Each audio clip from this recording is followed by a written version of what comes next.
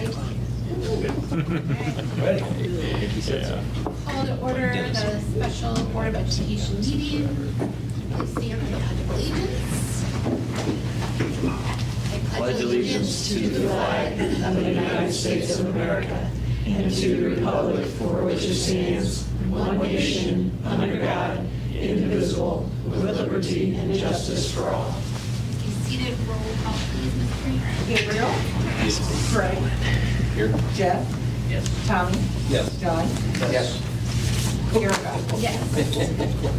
Double yes. Yes. I need a motion for the adoption of the agenda. I move for approving of the agenda as presented. George, second. Second, George. All in favor, say aye. Aye. Any opposed? All right. Next, we have our consent agenda. I need a motion to approve the consent agenda. Hand amendments. What? Hand amendments. Hand addendum? Oh. They can A go. motion by Gabriel. Oh, yeah, we did, yes. Yeah, second. All in favor, say aye. Aye. Any opposed? All right, financial reports. Good evening, members of the board. You have in your financial reports, the financial statement, financial summary, investment schedule, revenue, expenditures, accounts payable, all the reports for the month. Cash for the month of May totaled $173,672,021.08. Of that balance, $147.6 million was invested at May 31st. Revenues for the month totaled $92,254,509.15. This was significantly inflated because of the $81.7 million in bonds that we sold last month. Excluding that, revenues were around $10.6 million, and that's typical for the month of May. Year to date, our local revenues, property taxes were up, Prop C was up. Property tax was up as expected. Prop C was up more than expected, which was nice. It's been fairly consistent over the last few years, and we've seen a little bit of a spike, and that's expected to continue. The state formula was down about $1.6 million. That's all entirely due to a drop in our ADA, and that's student-driven, so that's down. High needs was down about $1 million, and that was because we provided less services last year. That's based on a reimbursement we get from prior year expenses. We file for that in the current year. Fed was up a little bit as a combination of less stimulus money, but offset by more food service funding. Expenses for the month total $21,628,729.18. That amount includes payments to vendors for goods and services of about $3.2 million, with $17.6 million for salary and benefits and $0.9 million for capital and debt-related expenses. So that's about what we would expect to see in the month. Capital or debt expenses will actually be up next month. We refunded some bonds. That payment's going to hit June because we sold them at the end and it kind of crossed over months. But operating expenses for the year are up about $763,000 through May. Overall, our salaries and benefits are relatively flat across all categories. That's just, a lot of that has to do with the higher number of vacancies. Purchase service expenses are down by $254,000 for the year, but our supply cost is really where we're starting to see an uptick in cost. $2.4 million for the year. Food costs are leading the way. They're up by $1 million. Partially to increase volume. We are feeding more kids than we have in the past because of the free meal status, but also partially because of inflation. Costs for electricity are also up by $400,000, natural gas by $578,000. Diesel, gasoline, propane, everything that we use to fuel our buses and maintenance vehicles is also up over $300,000 combined so far. Hopefully the price of gas will start coming down here pretty soon, but right now it's still pretty high. And then lastly, our capital expenses are down by $4.5 million, and that's just because our bond reserves are started to run low, and now we've restocked that pool. So I don't know if anybody has any questions about anything on the financial reports, but that's it for the month. Any questions? Right, if not, I need a motion to accept the financial reports presented. Mr. Callahan, second. Mr. Christopher, all in favor, say aye. Aye. Any opposed? All right. Old business. So the next thing on the agenda is the budget. The budget you have in front of you, you have a hard copy in case you just want to flip through and look at any of the sections or pages. You've had the electronic version over the weekend. Nothing of any consequence or significance has changed. A few numbers shifted around just for some balances, but other than that, I mean, the main highlight in this budget that I really want to point out is we are projecting a surplus of $6.4 million for operations, and it's putting us in a pretty good place, over 18% as a fund balance. But I need to point out that there are a few recurring revenues, which only account for about 3.9 million of that increase. And it's actually, a lot of the revenue, there's one-time revenue built in here of about 8.6 million from ESSER funding.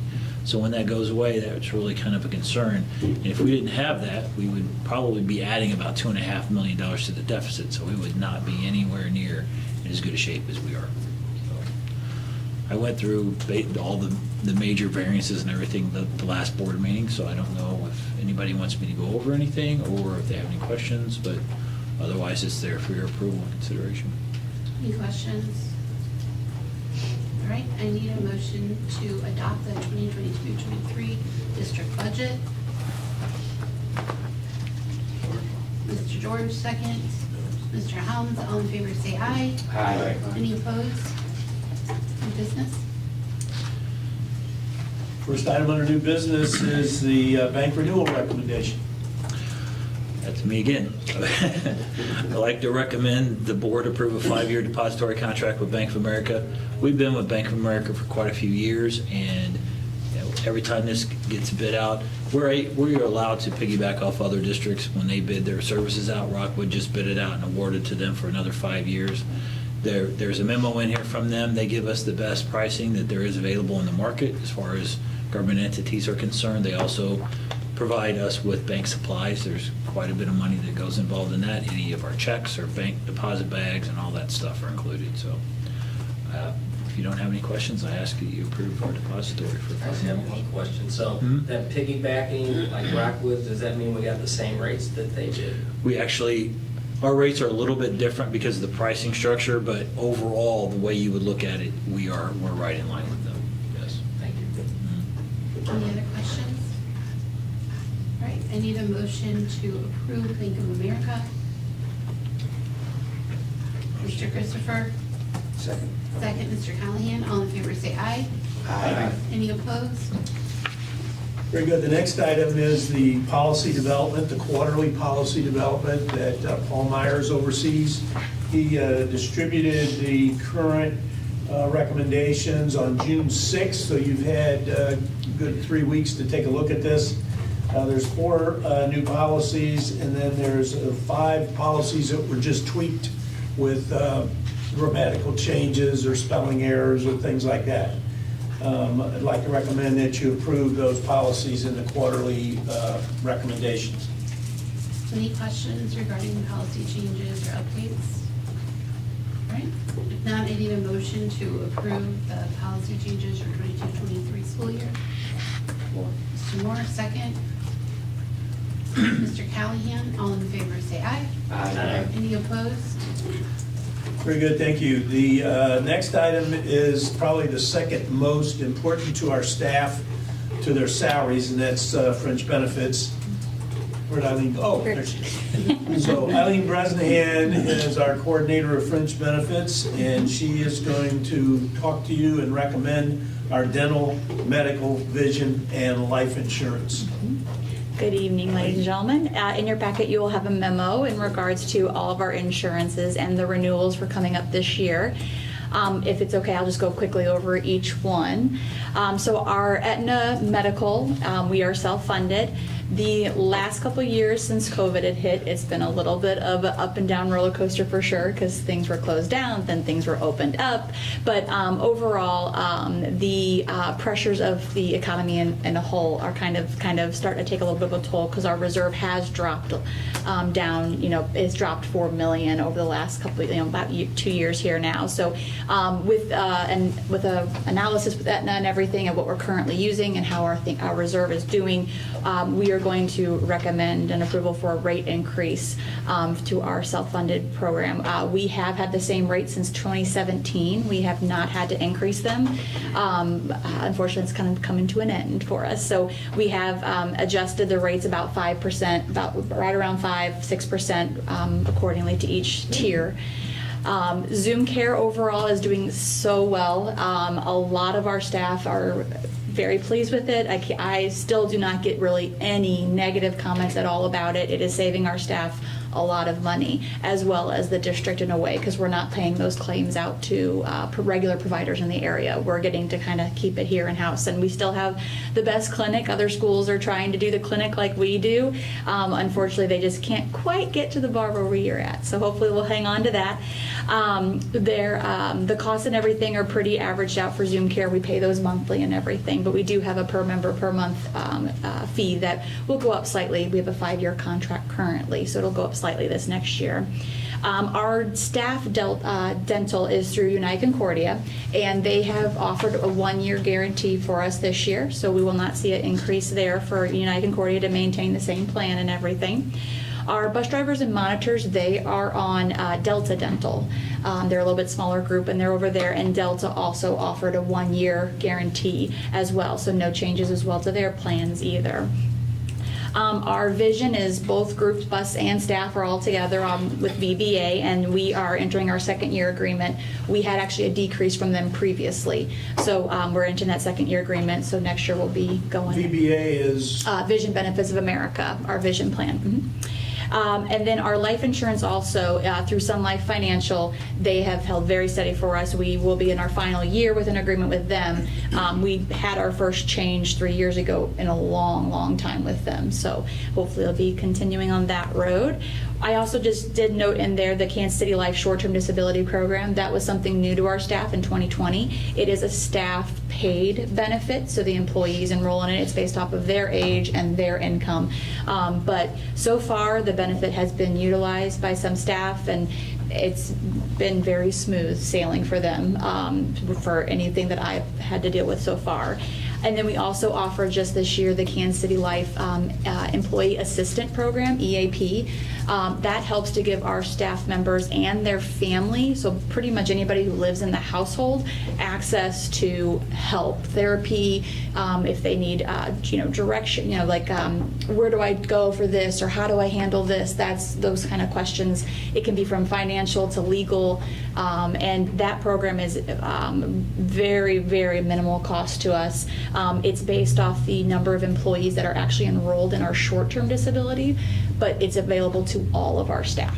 So there's no question about, well, I only have short-term disability, or I don't have short-term disability. They're all eligible for it. And it's been going okay. We had a couple bumps in the road the first time trying to get used to it, but we've ironed all that out, and it seems to be going smoothly from the information that I'm getting from our staff. Do you have any idea, Eileen, how much our employees are using that employee assistance program? Unfortunately, the program that we have through Kansas City Life doesn't provide reports or anything But to it us. is being But used. it's being used. I've had employees reach out. I've had people ask. In the beginning, we had a couple people, there was a little bit of a hiccup in getting people assistance, and I think it was just we were brand new to it and a brand new geographical location. So then it was like, oh wait, now we've got somebody here in this area using this program.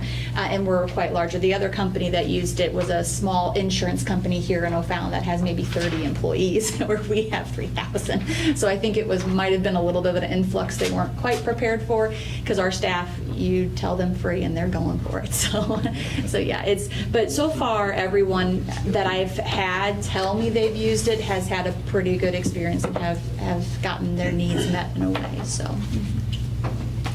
any questions or anything, I'd be glad to answer. How many people are signed up for insurance? Like for our The total that's in the group, I guess. For like full-time employees and everything, we have about a little over 2,700 full-time staff, and then we have about 180 bus drivers and everything. So we're just shy of 3,000, 2,900 or so for a full-time employee base. Does that include the spouses and the children that are in it, or is that on top of that? Sorry, on top of that that's just employees. Okay, do you have a total number? We have about 700 dependents on our plan, spouses and or children.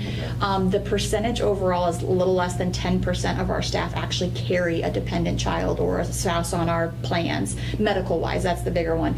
Dental and vision, they definitely do. It's very cost effective. We have a great plan. It's very low cost, so a lot of our staff carry dental and vision, but the medical side is very low. We do not have a lot of employees that pay for it. Typically, It's employees, unfortunately, that have spouses or children that need very good coverage because our plan is top notch. And so they need the low deductible, they need the low co-pays, they need the 100% co-insurance. So they know. Or we just have people who both spouses work for us. And so they kind of are, I don't got an option, I got to do this. If they don't go through the marketplace. When employees call or ask questions, I help to guide them, like maybe our plan, while it's good coverage, maybe it's financially not the best, so I try to help them, but we don't have very many people on our medical plan. It is quite low for dependent-wise. Yeah. Does ZoomCare provide any medications? They do, but it is more basic generics that they're going to provide, and like starter pack, they can maintain some. When we got Dr. Brown on a couple years ago, she helped to bring that back to ZoomCare because unfortunately we were kind of, with Sue, our nurse practitioner, with the certain laws, we were kind of extending a little too far and kind of got our hands slapped, like, nope, you can't do that without a doctor on site. So then we brought in Dr. Brown, and that has helped. But when employees do go to ZoomCare, they're able to, I have a sinus infection, you can get an antibiotic and walk out the door. If they can't, they'll give you the prescription and then they Sure. go to CVS. But yeah, they do provide. I knew at one point that they really didn't provide any medication. Yeah. I didn't know where we were with that. Yes, it has come back, and I Awesome. haven't had anyone complain, again, that it's not being helped, they're not being helped, they're not getting that anymore, so it kind of brought it back when the doctor came Do on. we have so. many employees that are making ZoomCare as their primary care physician? We do, especially a lot of our young employees, a lot of our new teachers, new staff that don't have one yet, they'll start there, and that's what I tell them when they're new hires. I say, ZoomCare's a good starting point. ZoomCare's a good, like, I don't know what's going on, where do I go? That's kind of what I tell them use ZoomCare for. It's not, oh, I'm in tremendous pain, keeled over, they can't help you there. But yeah, like, I'll tell them if you need to get like an annual exam, if you're just not really sure, I've had this pain in my shoulder, what do I do for it? That's kind of what I tell them, to go to ZoomCare, start there and kind of build up then and save some funds if they can. So. Is there no deductible for our employee? They no cost? Yeah, zero cost. There was Has our no. participation been good over the years? Yes, it has. Yeah, we've when we first started, we had our hours kind of staggered to help our evening custodians or our cooks who come in early, try to help them be able to get in.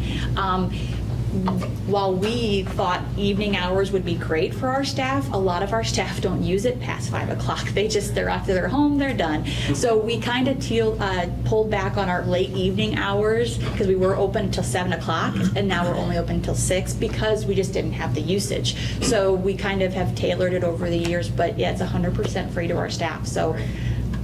Yeah, No, it's great. Great program. Yeah, it's good. That's what, and a lot of our new hires are very happy for that when I start talking about that. So.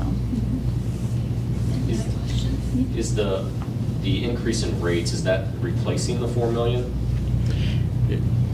At this point, we don't, it's hard to say, depends on claims, they kind of ebb and flow, but recommendation was this is kind of a break-even point. We still have an okay reserve, and we don't want it to continue to go down. Right. We've had an uptick in our claims over the last year. So the increase here is to help just maintain. Maintain. Yes, right now it's more of a maintenance. Yeah, a maintenance. Yeah, a That's maintenance. why Maintenance, okay. that's the projection, is to maintain. Yeah. Yes. Hopefully, while we have some larger claims maybe drop off, either they move out of the area or take a different job, or then you'll have someone else coming up the next go. So with an employee base as big as we are, we're going to have those large claims. We're going to have people that are going to break or that are going to breach and stuff like that. But overall, I mean, it's been good. This COVID threw a real wrench in it because nobody could do anything, and it was, whoa, we're saving a lot of money because nobody could go anywhere. And then the next year it was like, oh, there we go, they're all open again. Yeah. So that was it was a really unique last 2 years for sure. So do we need the board to approve those groups that are those insurances that are not increasing? So I mean, we have to, they're offering like Delta and United Concordia are offering the 1-year guarantee that we sign off that, yep, we want to do that. We need to So- approve those individually. Oh, okay. Okay. Yeah, the dental specific. So- The dental specific, yeah. The medical. Yeah, dental and medical premium. Vision, we're still in a contract. What do you get first? Well, Medical would be the first. medical? Mhm. Okay. I need a motion to approve the medical presented. Motion. Motion, Christopher. Second, George. All in favor, say aye. Aye. Any opposed? What's next? The Big United Concordia Dental for staff. Dental? Okay. And I need a motion to approve the dental. Move for approval. Talia. Second, Marion. All in favor, say aye. Any opposed? And then the last will be the Delta Dental for our bus drivers and monitors group. Okay. And I need a motion to approve Delta Dental for our bus drivers. Helms, second. More. Moore, all in favor, say aye. Aye. Any opposed? All right. Thank We you. do not need any approvals on our life insurance or vision. Nope, they are still, we're in years of contract agreement, so Or yep. is Zoom Care, any of that? No, we're in a 5-year agreement. That was 2 years ago, I believe, that we had to enter another 5. Very good. Next item under new business is our Professional Development Committee plan and budget, and Jen Waters will speak to that. Jen? Thank you, Dr. DeBrey. In the packet, there was a copy of the professional development plan and the budget that goes along with that. I think as you all are aware, that is a categorical expenditure reliant on the state funding formula, so it's 1% of our total budget. So that is a set aside for PD. In the district, we're starting to prepare for our first PD day in August. Not really starting, we've been doing it for a while. We're going to continue throughout this year to really focus on 4 areas. So we'll focus on instruction, technology, social emotional learning, and diversity and equity. So we will continue on with that. The PD committee felt strongly that we needed to continue with all 4 of those basic kind of pillars that we have relied on. We'll continue throughout the year to work with the committee and the coordinators to provide PD on the 3 district PD days. And the buildings also receive a budget, a smaller budget, where they can work on things that are more individual needs for their building. So if you have questions, I'm here to answer them. If not, we need to approve the budget and the plan. Any questions, Ms. Waters? If not, I need a motion to approve the PD plan and budget for 2022-23. Mr. Helms, second. Mr. Christopher. All in favor, say aye. Aye. Any opposed? Thank you. Next 2 items are our SRO partnerships with both the cities of O'Fallon and then the city of St. Peters. Jeremy oversees our SRO program, and he's going to speak to both agreements. Yeah, we have is O'Fallon first? Yeah, O'Fallon agreement first. They're broken down a little bit differently, but essentially I think comes out to about what we do with our SROs. We have more with O'Fallon. We have 9 officers, I believe, with O'Fallon in partnership. A couple of years ago, I think we brought a larger group in because we actually added, at the board's request, we added some full-time members at our middle schools, which we had not had. We were splitting it. So these both agreements are similar to the last 2 years that we have had. Essentially, we pay 10-month, we prorate a 10-month contract with the St. Peters and O'Fallon departments, and in the summertime they're back on the road, like Jake was last week. They go back out on the road for about 2 months out of the year, and then we split that cost with the city out of that 10 months out of the year under there. So you'll see in the O'Fallon agreement, they have the officers listed by schools and what their annual salary is, and then how what we compensate for that. And St. Peters, the contract's a little bit lengthier, just spells out some more details, but essentially we get to the same percentage amount that we pay for both of them. So it's a good service. We have a great partnership with local law enforcement. With St. Charles, we do have 2 schools under St. Charles. They offer a DARE officer for us. They call it START, but there is not an annual compensation for that. They just have Chad Thorpe's been with us for years at Flint Hill and Osmond. So It's just a service that they provide. Same with O'Fallon and St. Peter's. They do not charge us for the DARE program that they do at the schools. It's just the SROs, so. And these agreements are the same as they have been? They are the same as they have There's been. no Yep. no difference? Nothing that we've added or changed, so. Any questions? All right, if not, I need a motion to approve the partnership agreement with O'Fallon. Helms, second. Moore, all in favor, say aye. Aye. Any opposed? Great. Next, I Thank need a you. motion to approve partnership agreement with St. Peter's. George, second. Christopher, all in favor, say aye. Aye. Any opposed? All right. Very good. Next item is the election of your board secretary and board treasurer. Yep. So I need a motion to approve Tammy Green as our board secretary. Helms, second. Moore, all in favor, say aye. Aye. Any opposed? All right, and I need a motion to approve Jeff Orr as our treasurer. Motion. Marion, second. George, all in favor, say aye. Aye. Any opposed? All right. Jeff, Very good. All right. coming All back. right, so I need a motion to adjourn the meeting. Helms, Christopher, all in favor, say aye. Pretty good. All right, meeting adjourned.